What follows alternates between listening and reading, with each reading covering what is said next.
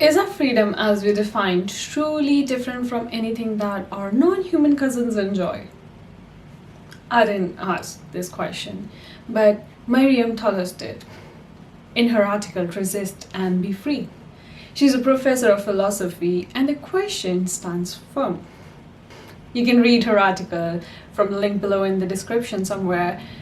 We talk about the countries being free, but free of what? Domination?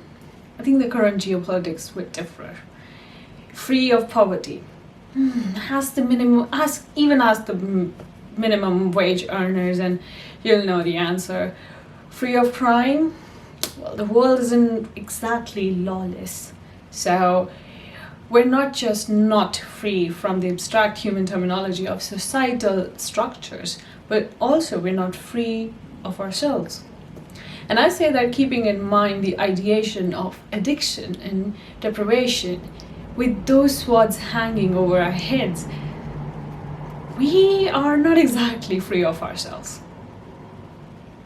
But then, how do you reclaim that power over yourself then? I don't know. If I did know, I wouldn't exactly be in a rat race to secure my next job. I only know how it feels to not have it. Remember how you walk on eggshells at your toxic job, not really putting out your opinions about your colleagues, even if they're literally the definition of nightmare.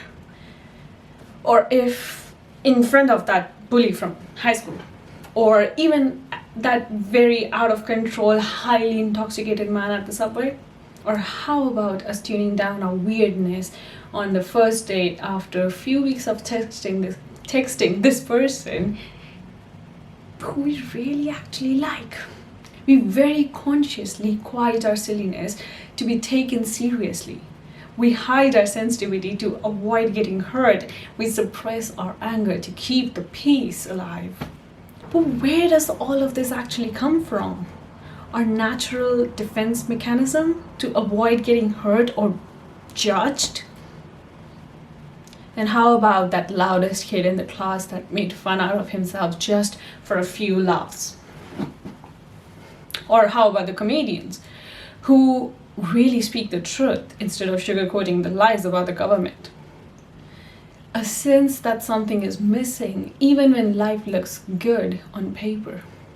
Feeling like you're playing this role instead of living your life. When we lose touch with our playful or creative sides, we lose those crucial tools of coping with stress. And oh, don't get me started about that infamous midlife crisis narrative, framing it not as a cliche, but as a desperate and often misguided attempt to reclaim a lost self. Honestly, I know I asked such big questions here and you'd expect me to have figured it out already because I am making a video about it, right? But I am sorry, I don't know.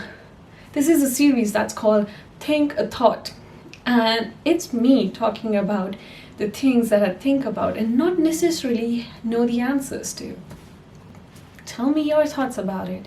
Tell me how does one really become free, or if it's even possible at all. Only in their dreams can men be truly free. This always does, and always thus will be. I can, however, tell you to bring back your favorite hobby from childhood and try your hands at a desperate attempt to be free. But until then,